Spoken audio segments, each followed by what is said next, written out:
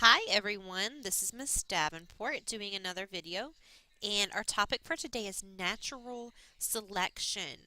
Most of you have probably heard about this at some point in your life, whether on the news, magazines, TV, school, whatever. It's tends to get a lot of discussion here and there.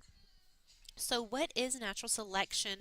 What does it mean? And we're also going to look at an example of natural selection and a really easy example so you can kind of get the gist of it. So, natural selection is when nature selects which organisms survive and which die. So, it's not like a conscious choice.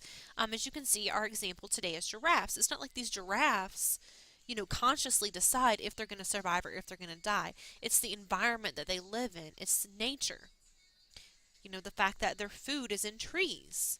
That's what selects for what trait is going to be favorable or beneficial to them to help them survive.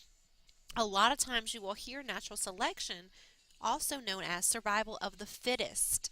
Fittest doesn't always necessarily mean strongest, but just best fit for that given environment.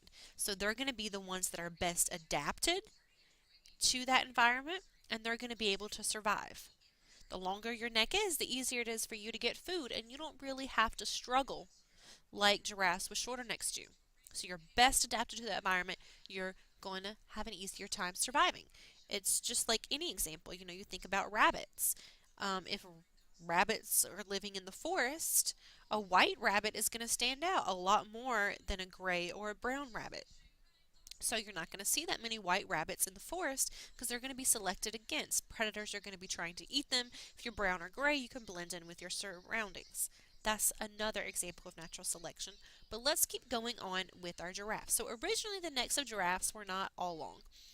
You might have had some long, you might have some kind of medium, but the majority of giraffes' necks were kind of all over the place. So they were not long.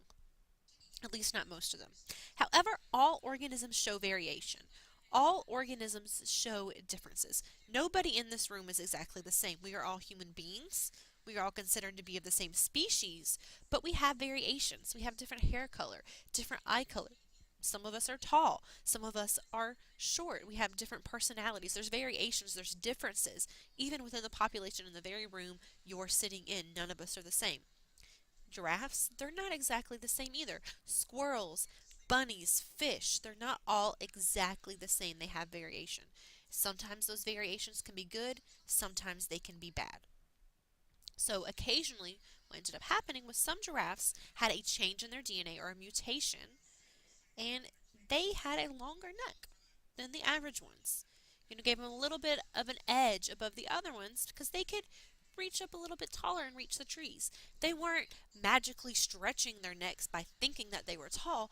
It just kind of happened. They were born with it. It was a trait they were born with due to some kind of change in their DNA. So, what's going to happen? The giraffes with the longer necks, they're better adapted for survival. They're better adapted to that environment, so they're going to survive. Okay? They can reach the leaves on the trees a lot more easily than their brothers and their sisters and their neighbors. So they can compete better. Okay? They're also more easily able to see predators approaching. The longer neck you have, the more you can see around you, and you can see when predators are coming, where your friend with the short neck might not be able to do that as easily. Okay? So, giraffes with the long necks survive. Giraffes with the shorter necks, they're not as well adapted for survival. They can't see predators approaching as easily. They can't reach the leaves on the tree. And everybody out for himself. Your friend has a short neck, and you're going to get tired of getting up there and reaching leaves and trying to help him out.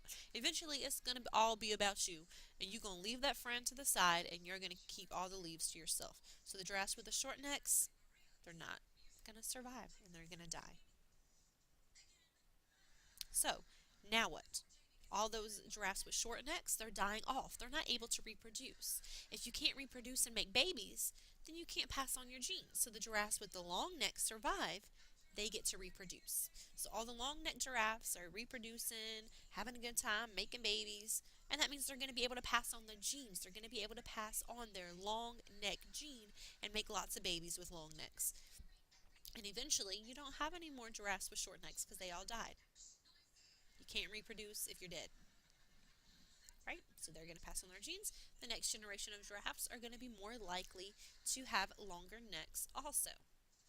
And it's just kind of a process. Now, it's not like it happens overnight, but that's just a really simple example of what natural selection is, and hopefully that made sense, and it was kind of short and concise.